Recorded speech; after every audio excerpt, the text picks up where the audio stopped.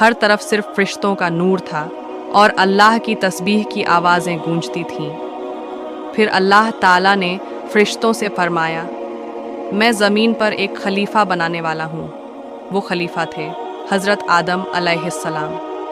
अल्लाह ने उन्हें मिट्टी से बनाया और उनमें अपनी रूह फूंक दी। फरिश्तों को हुक्म हुआ कि वो आदम को सजदा करें। सभी फरिश्तों ने सजदा किया, मगर एक ने इनकार कर दिया।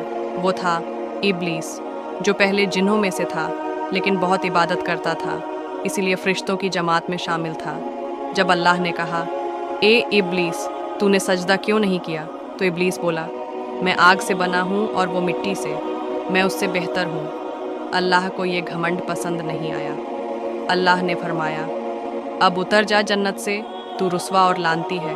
उसी पल इब्लीस का नूर खत्म हो गया, उसका चेहरा काला पड़ गया और वो जन्नत से निकाल दिया गया। इब्लीस ज़मीन पर गिरा, मगर उसके दिल में नफ़रत भरी हुई थी। वो चिल्लाया, ऐ मेरे रब, मुझे क़यामत तक की मोहलत दे, मैं तेरी बनाई हुई औलाद आदम को गुमराह कर दूंगा।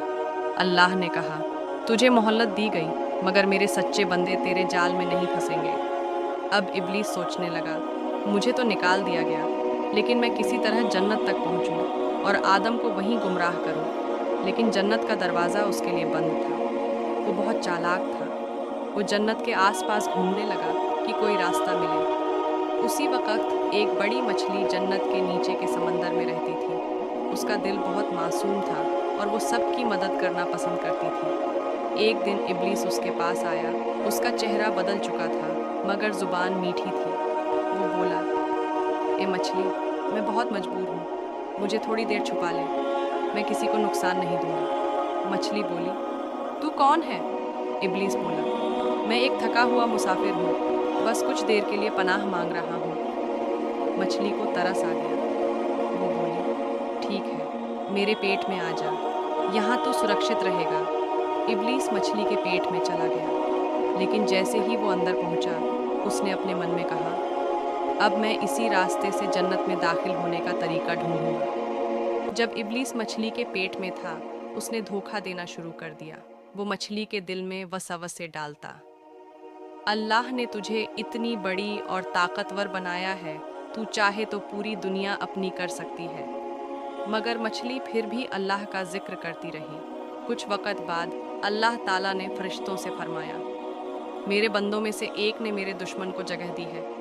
फरिश्तों ने पूछा, ए अल्लाह, कौन है वो? अल्लाह ने कहा, वो मछली है जिसने इब्लीस को अपने पेट में जगह दी। तुरंत अल्लाह का हुक्म हुआ, ए मछली, तूने मेरे हुक्म की नाफरमानी की, तूने मेरे दुश्मन को आसरा दिया। अब तुझे एक निशानी दी जाएगी, तेरे पास जुबान नहीं होगी, ताकि तू फिर कभी झूठ या धोखे की बात ना कर सके। बस उसी पल से मछली की जुबान छीन ली गई।